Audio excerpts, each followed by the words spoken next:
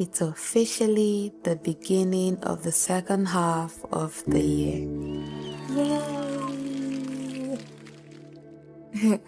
For some people, this has already become their best year yet. I mean, they've ticked off 60% of their goals and above, and they've landed promotions, they've launched businesses that have been on their vision boards for the longest. They've bought cars, they've even traveled, and they've posted those beautiful God-did pictures on social media. Looking at them, you'd think life came with an instruction manual. On the other side, there's another group of people. These people are the category who quietly gave up on their year since March. Their vision boards are gathering dust. The journals they bought in January only have a few pages written in them, and they've already started saying things like, please, I'll just reset next year. And then there's you. You're not exactly winning, but you're not losing either. You're just simply, people will say, are basically existing. Taking it one day at a time as it comes, right? For you, every day feels like you're standing in the middle of a busy road and watching everyone else move while you're asking yourself, what exactly am I supposed to be doing with my life? You don't have clearly defined goals anymore. Even when you do, it's like nothing is working out for you, and this isn't because you're a lazy person or because you're unserious, but it's because the last time you allowed yourself to dream, life had other plans for you. It humbled you in ways motivational speakers have not been able to prepare anyone else for. And to be very honest, failure has a way of making ambition feel dangerous. So what did you do? You simply stopped believing in yourself. You stopped dreaming. You stopped hoping for a change. You stopped expecting too much from life because disappointment became expensive. Think about it. When someone jumps online and says, wake up at 5 a.m. Successful people wake up at 5 a.m. Write down your goals, manifest your abundance, become the best version of yourself. You're just there thinking, that sounds very nice, but what if I don't understand or I don't even know who that version of myself is? Look at it this way. What if the problem with you isn't discipline? What if it's the fact that somewhere along the line you just couldn't recognize yourself anymore? You just got lost in the expectations of others. I mean, people talk about purpose as though everyone wakes up on random Tuesday morning with divine clarity. No one tells you about the confusion that they face while going through that journey. They don't talk about the fact that most of them at some point in their lives were earning salaries and feeling very inadequate, very insecure, very empty, even with their decent salaries. They don't talk about succeeding at something that was never meant for them. They don't talk about the loneliness of living a life that someone else designed for you and applauds you for, but you don't find meaning in it. If any of that sounds familiar, I need you to know that you are not alone. My name is Edifen, and as always, I am your host on Unscathed. Let me tell you a story.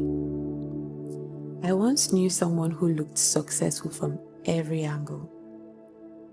This guy had good education, he went to the best schools, he got a respectable job, steady income in heavy figures, he was responsible, dependable, that kind of child parents always wanted to introduce to their friends just to boast about their accomplishments. It's just that long before this man understood who he was, his life had already been mapped out for him. He had already determined the school he would attend, the course he would study, the career path he should pursue, and what success should look like for him. So even the dreams he was allowed to have had already been approved before he was old enough to disagree. Let's be fair, his parents weren't trying to ruin his life. I know most of us think or feel like parents who always decide what their children should become, career paths they should follow, or the kind of life they should live are somehow not giving the right kind of love to their children, or they are just self-absorbed, or they are trying to live their own dreams through the lives of the children they've given birth to. But I think of it this way, yeah, they loved him. It's just that from their own perspective, they believed they knew what was best for him. And sometimes we just need to realize as parents that love can become so protective that it leaves little room for discovery. So in as much as you want the best for your children, you need to understand that these children have their peculiarities. They have their own uniqueness. You might have an idea of the kind of career path that will help them make it big, but you also still need to leave room for them to understand what they are naturally attracted to in terms of skill sets.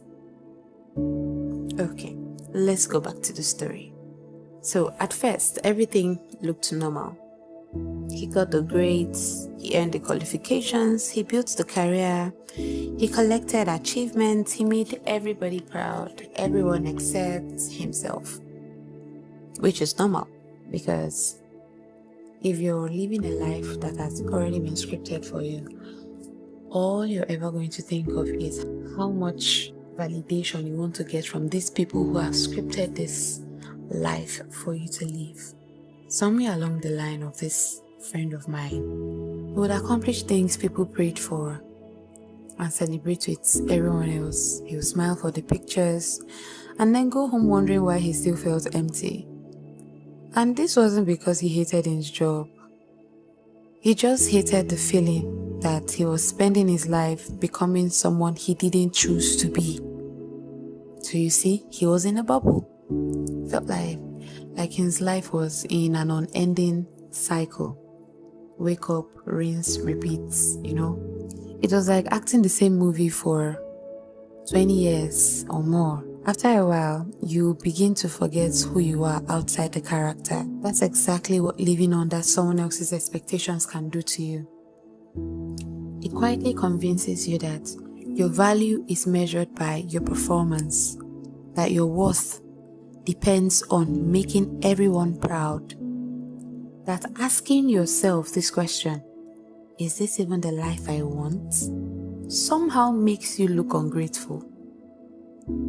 And do you know the saddest part? Is the fact that most people don't even notice that you have this emptiness in you while doing that thing. They look at you from a distance and just say that everything looks perfect. He's making money, people respect him, his parents are proud of him, and so in conclusion, he's doing well for himself. But deep down, this friend of mine knew that something wasn't right with him. There came a point when he simply couldn't ignore the feeling anymore, this empty feeling. I mean, the feeling wasn't hunger for money because he had enough to get by. It wasn't fame because he wasn't even interested in being known. It wasn't even success because by society's standards, he was already successful. What he was really hungry for was meaning. He wanted to wake up every morning knowing that his life counted for something, that the work he did reflected on who he truly was, not just who everyone expected him to become. And this hunger, this emptiness, this void he had in him led him to start making some research. He read lots of books across different topics: leadership, psychology, productivity, business, purpose, identity, name it, spirituality. He attended lots of seminars. He started listening to so many podcasts. He had so many journals filled with ideas. He started taking projects. He abandoned some, failed in a few, started again, learned hard lessons from them. He was just looking for that one thing that would finally make everything click for him. The thing with this kind of experience is every experience will teach you something, like it did with this friend of mine. Let's call him T. So T learnt valuable life lessons from every experience he came across on his self-discovery journey, but none of them answered the question that kept following him everywhere he went. Why am I here? Then one random day he was having a conversation with a friend, and in the middle of this conversation, this friend helped him realize something. This friend helped him realize that before discovering purpose, you need to rediscover the one who gave it, or the one who gives it, because it's constantly letting people know what they're supposed to do per time, right?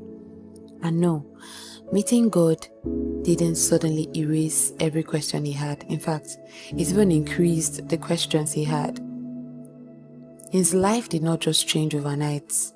He didn't become perfect. He did not have everything figured out all at once.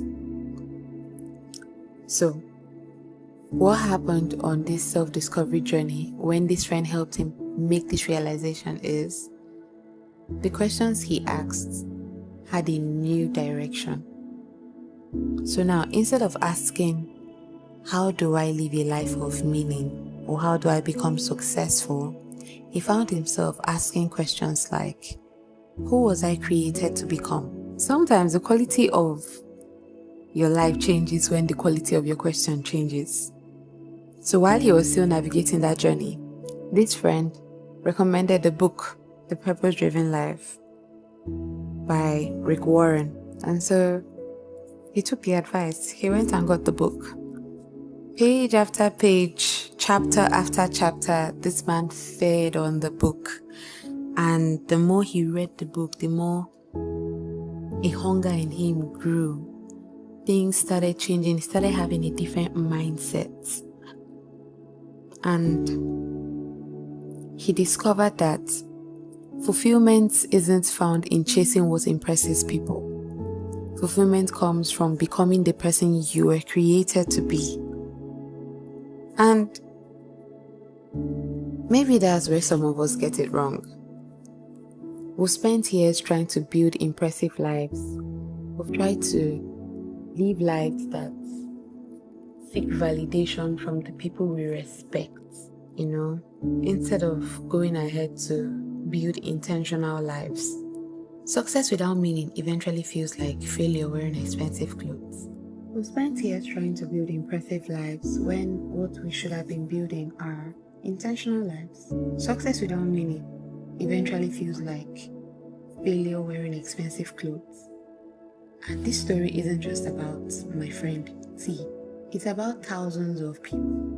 Maybe it's about someone you know, or someone sitting beside you. Maybe it's even about me. Or maybe it's your story I'm telling over here. And if it is, I hope today's conversation reminds you that you're not behind. You're not lost beyond recovery. Every successful person you see out there started from somewhere. They realized that in order to become successful, they needed to live a life of meaning. They needed to give out value. They needed to solve a problem. Solving problems give you a sense of meaning, because at that point you know that what you're giving out is valuable. You're not just living in a script that was handed down to you. Even if you're living in that script, the script is not making profitability without impacting lives. So if you're on a journey where you're still trying to figure things out and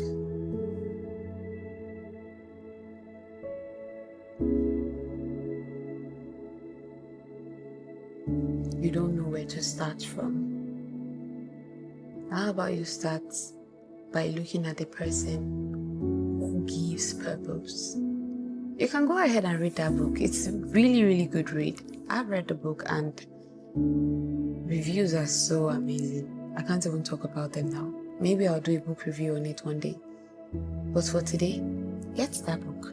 The title is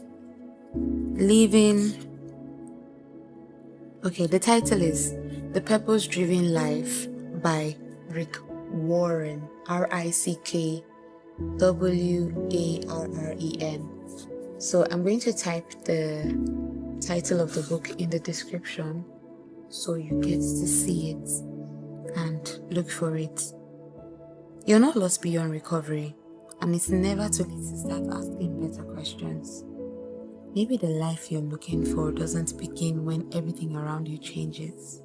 Maybe it begins the moment you stop trying to live someone else's story and become curious enough to discover the one that has been waiting for you all along. Thank you so much for spending this moment with me. If today's episode resonated with you in any way, it reminded you that you're not alone, I would love for you to share it with someone who needs to hear it too. Don't forget to follow the podcast, leave a rating. Tell me what part of today's conversation really struck you, and I'd genuinely love to hear from you. Until the next time I find my way into your ears and hopefully into your heart, keep healing, keep growing, and above all, remain unscathed. I'm Edifin. Thank you for listening.